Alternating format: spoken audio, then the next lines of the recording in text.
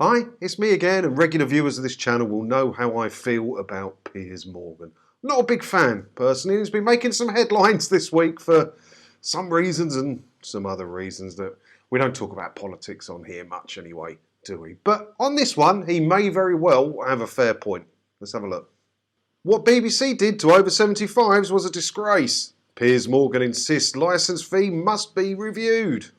Yeah, well, hell must have finally frozen over if I'm agreeing with something Piers Morgan has said. Not a big fan. Not a big fan of the bloke. I don't know. I'm opinionated, but he's just opinionated for the sake of being opinionated, to be controversial. I don't. Let's read on. So, Piers Morgan joined Ross Atkins on BBC Radio 4 on Wednesday to discuss his brand new Talk TV show, Uncensored, which launches on Monday, April the 25th. Does seem a bit odd that BBC Radio 4 would have him on there to discuss a rival network and his show on a rival network. Does that not seem odd? I don't know. I don't know why they'd do that. During the interview, Piers revealed his view on the sustainability of the TV licence fee after the broadcaster ended its free licence policy for the over 75s. Piers remarked, "I don't think the licence fee is sustainable." "Don't you?" Ross questioned, and Piers clarified, "No, I don't." Well, quite a good argument there, and a long, lengthy, interesting conversation from them two. There must be more. There must be more.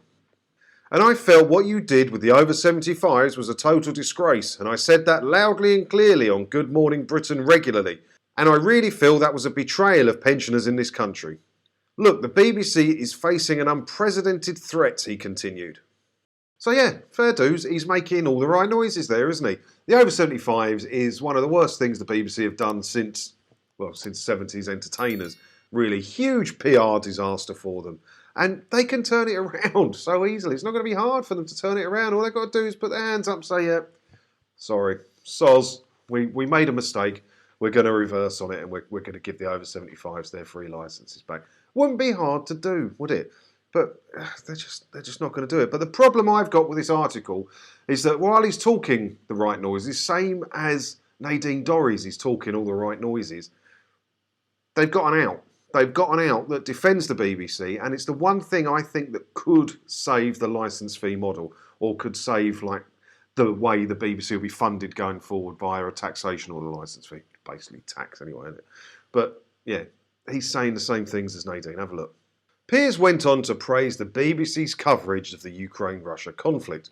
"There's been some brilliant journalists of the BBC at its very best, as there has been with CNN.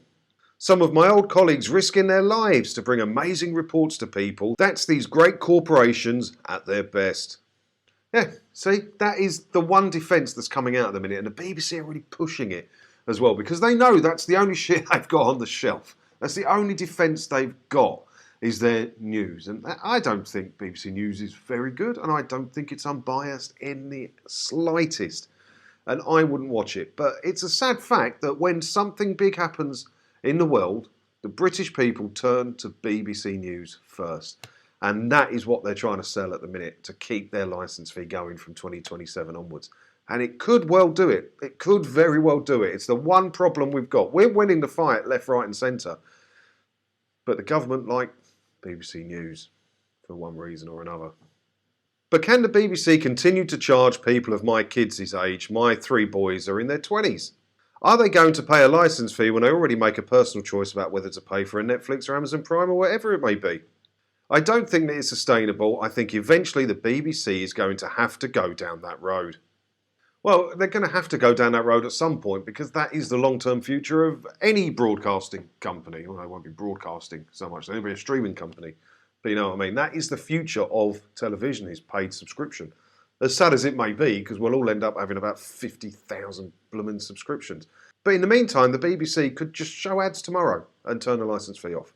They have to make some big cuts, but if they're capable of doing that, it's a big enough company, the cuts are there, they could do it. ITV manages to do it on ads, don't they? Channel 4's a public service broadcaster like the BBC. They manage to survive on ads. The BBC do show ads. They have channels that show ads, UK TV. They could do it. They don't want to do it because you get 3.2 billion quid a year for not having to try very hard. That's the problem with the BBC, isn't it? Well, thanks for making it to the end of the video. If you've made it this far, maybe you'd like to let me know what you think about all this down in the comments below. And while you're down there, if you haven't already, maybe you'd like to hit the subscribe button as well. And that way I get to see you in another video again soon. Thanks for watching.